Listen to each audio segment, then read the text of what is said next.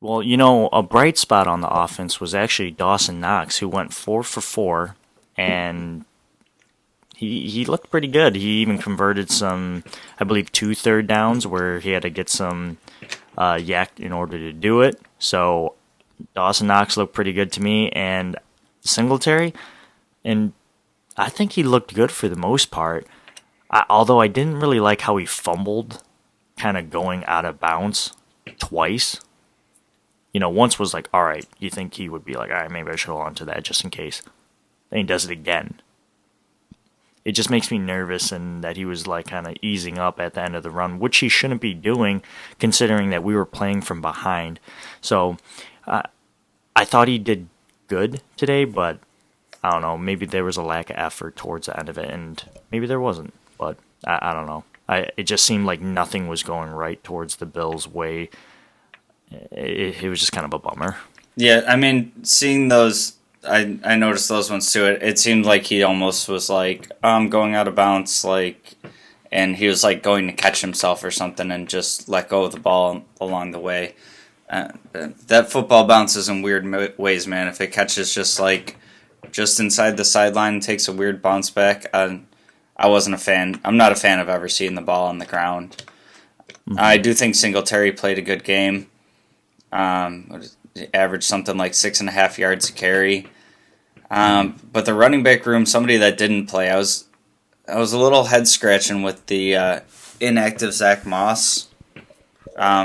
Personally, we had Tommy Sweeney activated and not Zach Moss, and I see a lot of trying to get Singletary involved in the passing game, and that's actually somewhere where I've liked how Moss looks better in that role. He seems like a more natural receiver than Singletary. It always looks like Singletary's got some effort to being a receiver.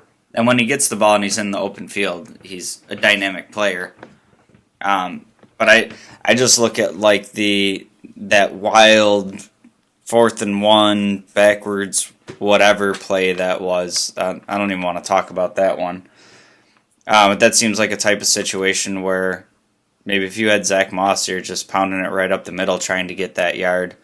Don't think we see Moss inactive next week. I think we see him.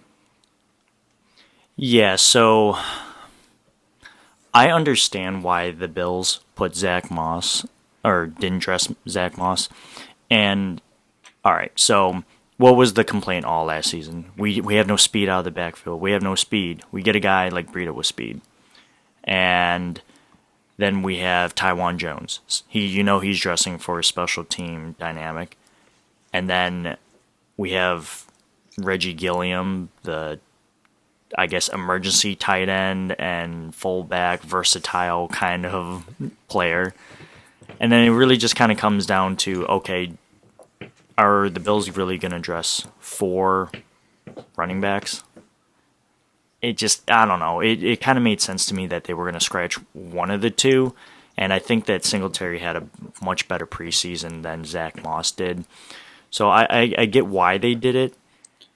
And then you already mentioned that 4th and 1 play where they tried doing something. They tried going for a big play with Gilliam in the backfield, and it was disgusting.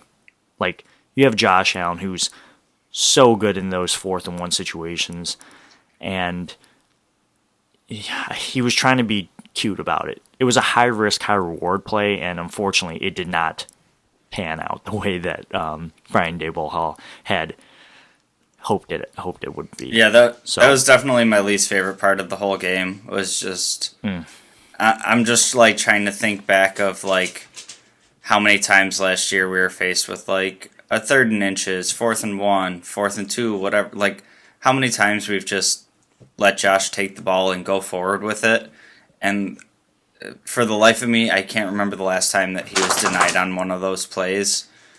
And he had one earlier in the game. I think it was a 3rd and 1.